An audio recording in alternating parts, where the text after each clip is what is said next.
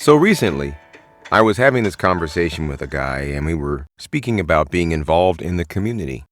And the question came up at some point, how long have I been doing it? And I said, oh, it's been at least 30 plus years. And initially that felt about right, because that's about the span of my career at Allstate. So we kept talking, and then I said, wait a minute, I'm wrong. Actually, it goes back earlier. It goes back to high school. And the ironic part about it was that I didn't really see it as community service. I didn't see it as service at all. I just saw it as something that I enjoyed doing. It was my last year in high school, my senior year. I went to John Muir in Pasadena, and I was the editor of the newspaper. I was one of the editors who put the paper out once a month. And during the time that I was doing it, I didn't really see it as service. I saw it as a great class to be in, journalism. I saw it as an opportunity to write stories and have people read them. So there was a bit of high school notoriety, if you will. I had a comic strip. I got a good grade. But it wasn't until, I think, my second semester, and we had put out, 5 or 6 papers, and the conversation had come up back then about the possibility of becoming the recipient of the John Muir Service Award, the JMSA.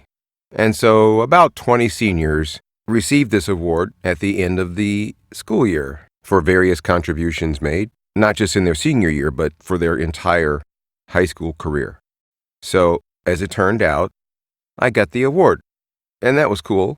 I thought, wow, there was a community that I was a part of, me and the rest of the staff, that put this paper out for the broader community. That was kind of cool. Now, after that, I went to college, and I didn't really do that much. I had a little bit of service work with the Greek organization Kappa Alpha Psi that I joined, and I did some work with the Urban League because it was part of a class that I got in the community credit for at Cal State. And the cool thing about that was that the building that I worked out of, volunteered out of really, was right next door to where I had grown up getting my hair cut.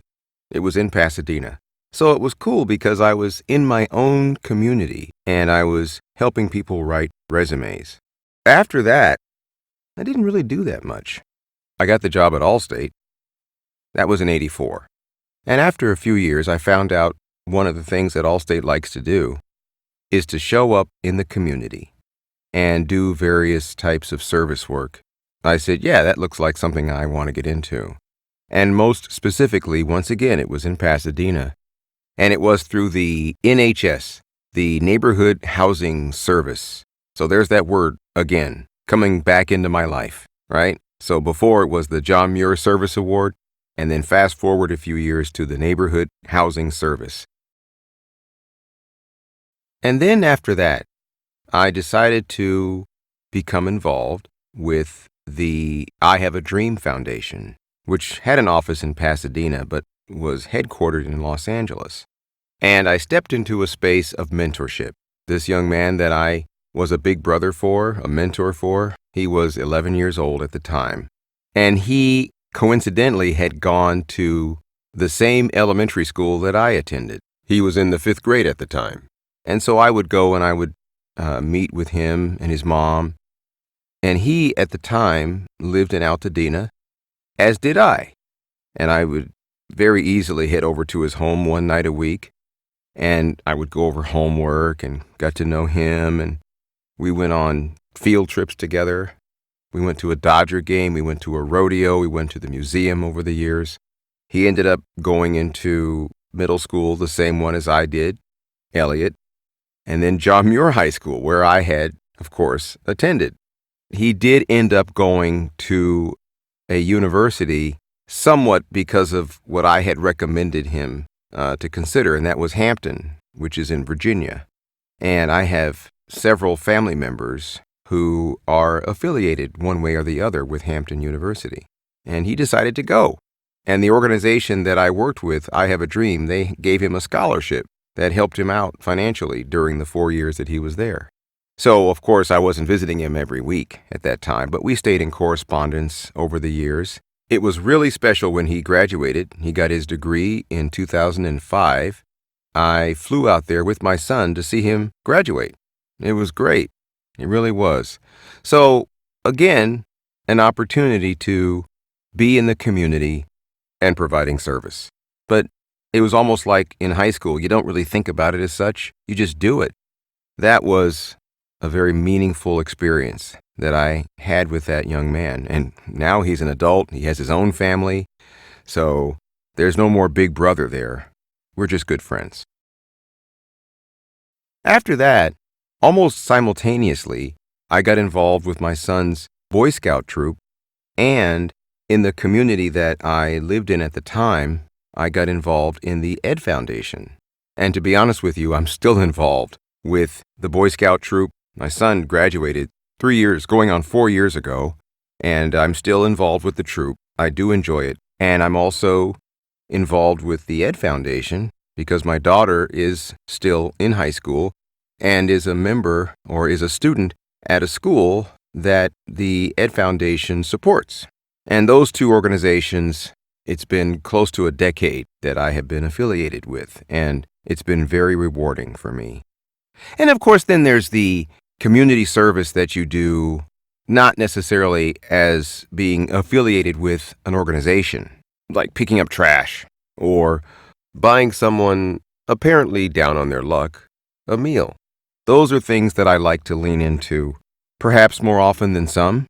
And so it doesn't necessarily require you to be involved with a group that is doing a specific service action or activity. It can just be something that's within you. I've found out that that's the case with me. It's just something that's within me. I have to admit, though, it is definitely enjoyable to be associated with people that like to do the same things that I do in that respect, like with Boy Scouts, like with the Ed Foundation. And then there's a group that goes and picks trash out of the Los Angeles River, Folar. I've been out with them at least 3 times. So when you're alongside of these folks that have that same zeal for that service, that's very enjoyable for me. That's very rewarding for me. That gives me a sense of peace. Now, I'm going to admit, sometimes I am lazy and I'm not in the mood to serve. I will, on occasion, say I'm too tired. I just want to sit around, and maybe I'm just in the mood to sit and type on Facebook where I can talk about, politics, my loves, my likes, both people and things, baseball, my bridging, my flowers, my art, you name it. Sometimes I talk about service work there, but I have a much larger solar system of topics that I like to explore in that space. So I'm not the youngest guy in the room anymore. A number of years have passed, and so I don't know. I mean, when it started in high school and I was just this fresh canvas, I just did it. And then over the years, you keep doing it for one reason or the other. So now here I am. And for all I know, maybe there's some sort of unconscious effort that I'm trying to make up for what I haven't done right in life. You see, I'm sure that, I guess I'm still evil in some folks' stories. But that's all right, because I guess I've just evolved to a state of personal balance that can be characterized as enjoying being a part of a community that does for others, whether it's in a group or by myself, some kind of service, usually trying to get to someplace better. In the end, I have to think back to the late 70s when I was a senior in high school, and I was working on the newspaper with the staff, and we provided that service to our community. Yeah. So that's me, Sheldon Wright, at your service.